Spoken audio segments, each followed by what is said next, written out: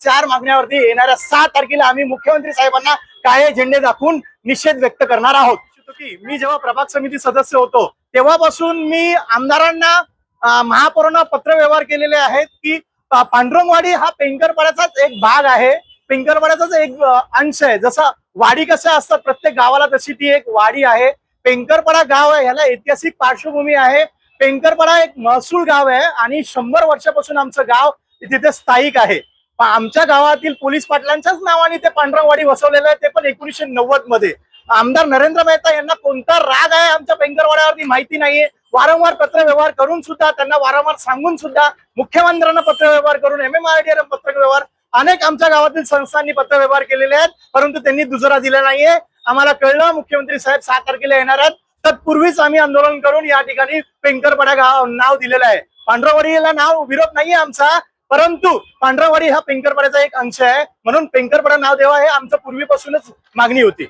कुठल्याही बातमीचं त्यांच्याकडून पत्राचं उत्तर आलेलं नाहीये। या कारणास्तव मला हे कार्य करायला लागलं। 3 दिवसापूर्वी आम्ही मुख्यमंत्र्यांना पण पत्र लिहिलेलं की या ठिकाणी आम्हाला पेंकरपाडा गावाचंच नाव हवंय करून असं पत्र व्यवहार केलं होतं त्यांना, आणि तुम्ही आलात तर तुम्हाला काळे झेंडे दाखवू असंही त्यांना पत्राद्वारे कळवण्यात आलं होतं। या दिवशी कसं आहे, पेंकरपाड्यात आपलं मीरा भाईंदर मध्ये आपले CM साहेब येणार आहेत, तर मीरा भाईंदर मधले अनेक मुद्दे आहेत। जसं मी तुम्हाला सांगितलं, तुम्ही पत्रकार आहात, पत्रकारांना थेट प्रक्षेपण करायला त्यांनी दिलेलं नाहीये।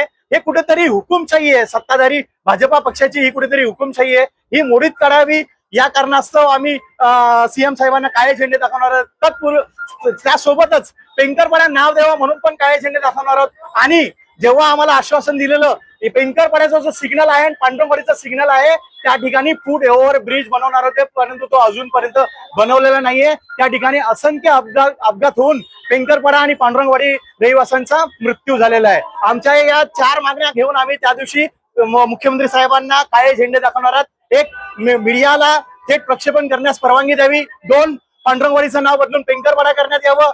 3, पांडुरंगवाडी आणि पेंकरपाडा सिग्नल जवळ फूट ओव्हर ब्रिज बनवण्यात यावा। आणि 4थं म्हणजे जे त्यांनी आल्या पहिल्या महासभेमध्ये त्यांनी वाढीव करवाढ केलेली आहे ती रद्द करावी। या 4 मागण्यावरती येणाऱ्या 6 तारखेला आम्ही मुख्यमंत्री साहेबांना काळे झेंडे दाखवून निषेध व्यक्त करणार आहोत।